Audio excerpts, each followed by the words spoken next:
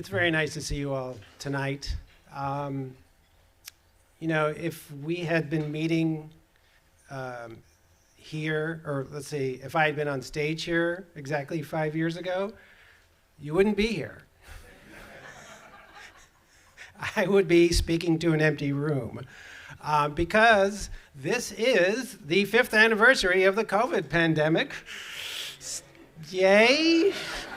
Yay, yeah, well, it's not the kind of anniversary you go out and buy a present for, right? I mean, raise a glass, maybe, but, you can drown your sours if you'd prefer. I think of anniversaries as being a good time to think back and remember things, but I don't know about you, if I try to remember March 2020, I keep thinking wait, am I imagining this? Did this really happen? Were the streets of New York really empty except for constant ambulance sirens? I mean, even the little memories are bizarre. I'm trying to imagine, in the future, if I'm talking to my grandchildren and I'll say okay, so in the pandemic, we wiped down our groceries. And they'll say, what? You mean like rinsing apples? And I'll be no, I mean like slathering Clorox on peanut butter jars. And they'll just look at me like, you're crazy. But that's what a lot of us did. And I would say that, one of the biggest memories I have of that time fits in with the theme of tonight, which is fights. People were fighting a lot. We were supposedly fighting a virus, but we were mostly fighting each other about masks and about tests and about lockdowns. And I was writing about the science of the pandemic for the New York Times, and I and my colleagues, we found that sometimes the scientists were fighting with each other a lot. And, the stakes were high. You kind of understand why they might be doing that. But, one of the things they were fighting about the most, strangely, was how COVID spread. So you had the World Health Organization, for example, would recommend, would encourage you, please wipe down your groceries. Yeah, good idea, because these surfaces are contaminated. Maybe someone might sneeze at you and just hit you in the face. So just keep your distance a few feet and you'll be okay. But then there were these other people, these other scientists who said, no, we think that COVID is spreading like smoke. It's airborne. And they fought, and they fought, and they fought, and they fought. And it actually was a fight that lasted a really long time. It was almost 2 years before the World Health Organization said in print very clearly, yes, COVID is airborne. And I just couldn't, it just really baffled me. And so I said, how did this happen? And I would talk to scientists about this, what just happened? And they say, well, in order to understand what happened, you need to do some history. You need to look into history. And I love looking into history. That's how I end up writing books. And so I ended up writing a book just trying to figure this out. And I discovered that people have been fighting over the air for a very long time. For a long time, people thought that the reason you got sick was because there would be these corruptions in the air. They called miasmas, and if you happen to be in the way of miasma, you might get malaria or influenza or whatever. And that started to change in the 19th century. People started getting some weird ideas. So Louis Pasteur actually got this idea that the air is full of floating germs. And people said, you're crazy. There was literally a journalist who said, you want to lead us into a world that is too fantastic to believe. This was in 1860. And so Pasteur got into this very public debate. He said, look, this explains why, if you put out some food, it rots, because there's these floating germs. And other people say, no. It's obvious that life spontaneously generates out of our decaying matter. And so this was actually a huge battle royale in Paris between Pasteur and one of his rivals. And so Pasteur like went to incredible lengths to prove that he was right. He built these beautiful flasks with these long necks, and he had sterile broth in them, and he would carry them around. Just imagine like how bizarre this must have looked. He'd be in a Paris street, and he would just hold it out. And he believed that these floating germs would come down the neck and land in the broth and turn it cloudy. And they did. And he went into the countryside. Same thing. He caught germs from the air. He even climbed a glacier, and he caught germs there. And he brought all of his flasks back to Paris. And he laid them out, and he won. He won that fight. Unfortunately, you can be right, and you can still be wrong. So Pasteur believed that cholera, which was hitting Europe at the time, was caused by germs floating in the air. And that's not true, actually. It turns out that cholera is spread in bacteria in the water. So typhoid is caused by germs in the water. Yellow fever is transmitted by mosquitoes. The plague is spread by fleas. So I was telling you about miasmas before.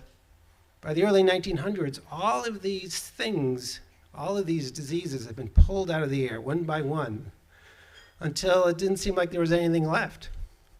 And so by the early 1900s, public health experts said, you know what?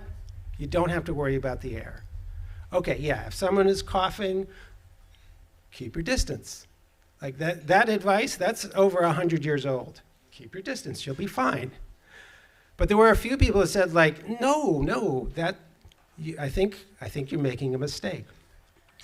And one of the people who thought that was someone named William Firth Wells. I discovered all these people who have been like just lost to history because people didn't listen to them. So William Firth Wells, he was a captain in the army in World War I.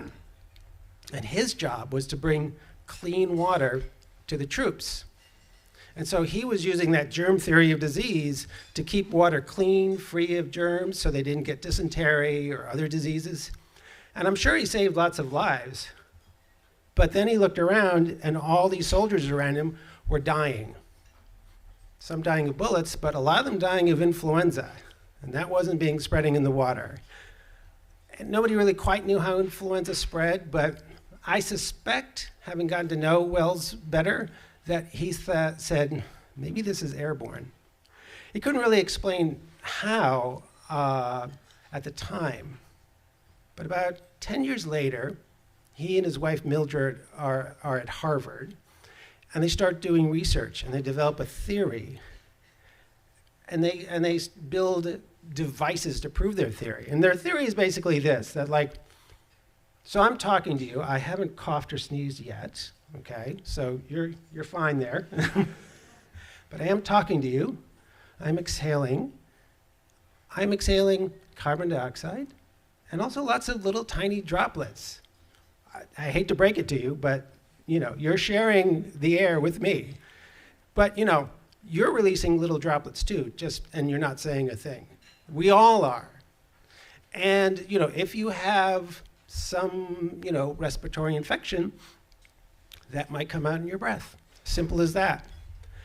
And so they did experiments to demonstrate that this was the case, and they actually were even able to figure out that you can kill those germs in the air with ultraviolet light. In 1940, there was a huge measles epidemic in Philadelphia. And at the time, they were working there, and they were actually able to stop it in a school. They put ultraviolet lamps in classrooms, and those kids were protected. And this was not a secret. There were headlines about the Wellses. Scientists fight germs with violet ray was one of the headlines. Here they were fighting germs, the theme of the night. And so, it seemed like maybe they thought at the moment like we are bringing a revolution to human health.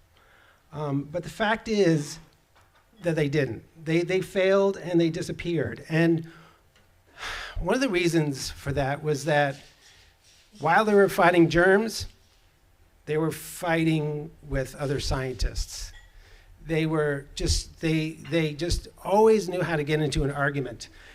turf wars, like even with their friends, you know, they were their own worst enemies. This is what their friends wrote down. I was looking in archives, and everyone was pulling their hair out because they could tell that these people were brilliant, but they just couldn't get it across.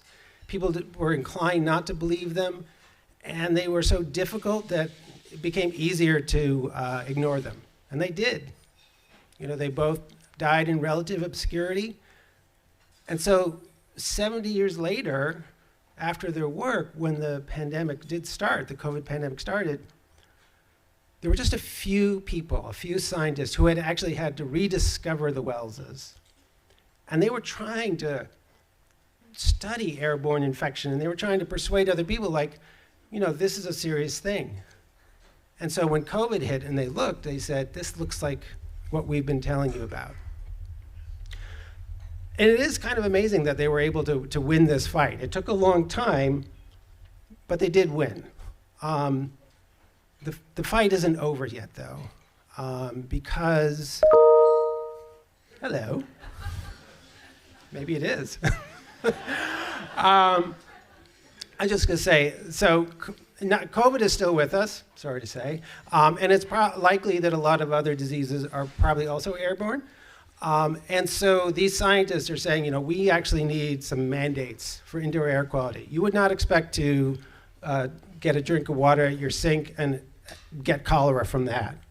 You have expectations for clean water. We should have expectations for clean air.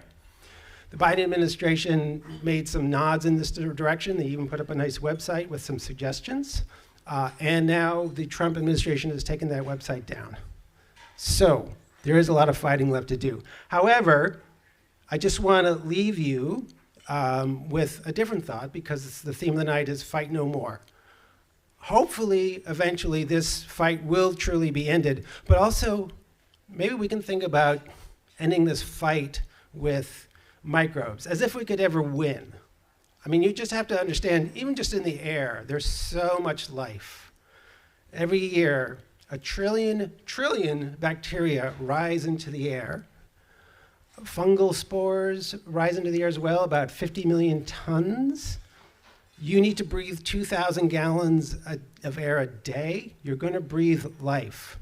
And actually, some of that life could be good for you. It might actually be beneficial. And so some scientists are thinking about maybe we could plant trees and other plants in cities that would actually support the good kinds of things to breathe. They call this idea a probiotic city, which an idea that I love. So I'll just leave you with this thought. Let's stop treating the air as a battlefield, and let's treat it like a floating garden.